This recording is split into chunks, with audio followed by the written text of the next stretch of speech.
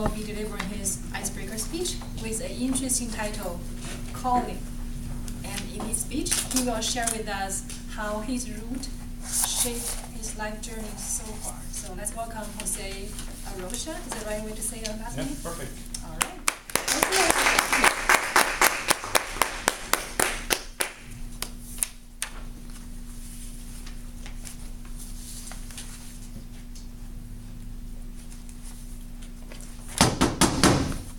Open the door. Open the door.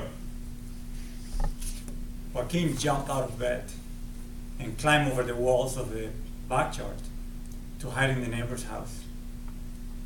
Agents of the repressive and censored regime have been looking for Joaquin for the last 7 years in Venezuela. Now they were at the door, about to get in. That was in 1957.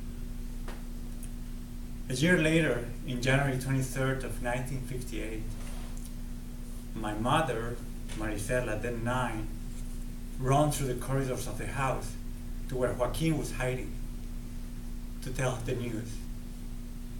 Joaquin, the president left the country. So years of struggle and fear had ended. Democracy had arrived. And Joaquin, with a big smile on his face, tells Maricela, my mother, Maricela, from now on, please call me Papa.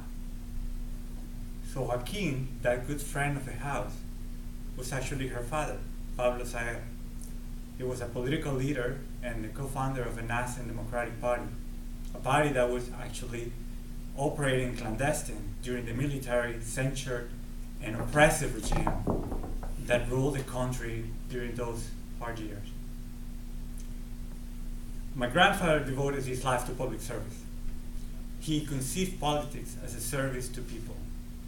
And during the following 28 years, he and my mother and my grandmother opened the door of their home to listen, love, and serve with generosity the people in their state.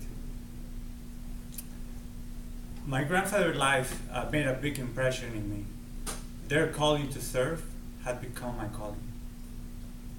So during the 80s, Venezuela entered an institutional, political, and economic crisis that left people increasingly poor and vulnerable.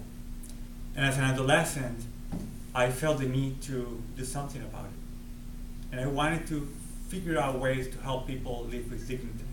So my journey now had a purpose. I left the country and came to the US for the first time in 1993 to pursue graduate school at MIT. My idea was to learn and come back to Venezuela to innovate and create opportunities. And so I did. When I went back to Venezuela in 1997, I evangelized, promoted, and taught about creativity and innovation. And I also created a company to help others innovate. However, the crisis escalated and reached me in 2002.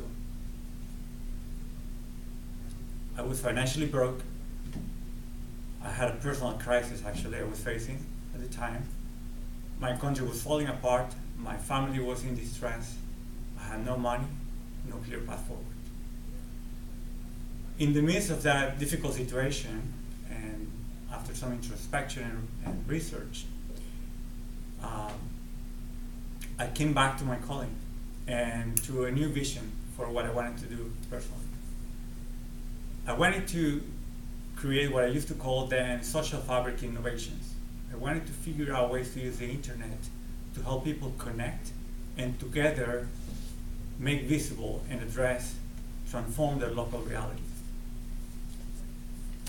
That vision regained my sense of hope, and but I didn't know exactly what to do, how to do it. In 2004, I learned of the Reuters Digital Vision Program, a program that was hosted at Stanford, sponsored by Reuters Foundation, that brought together technologists and social entrepreneurs from around the world to figure out how we could use the internet to address all this multitude of challenges that we have around the world, being civic, socioeconomic, humanitarian. And I thought, wow, this is it. This is what I want to do with my life. So I applied. I was fortunately accepted. Google actually funded my stay. And then a few months later, my family and I were back in the US. So today, I'm here. I work as a product lead for eBay Classifieds incubator markets. We create web and mobile products that actually help people connect and exchange locally in countries like Mexico, South Africa. And those products enable these communities to actually build stronger social and commercial fabrics that help them, that bring them dignity and help them create opportunities locally. So today I'm grateful to be here. My family feels at home. Venezuela continues immersed in a deep, painful crisis, and my journey continues.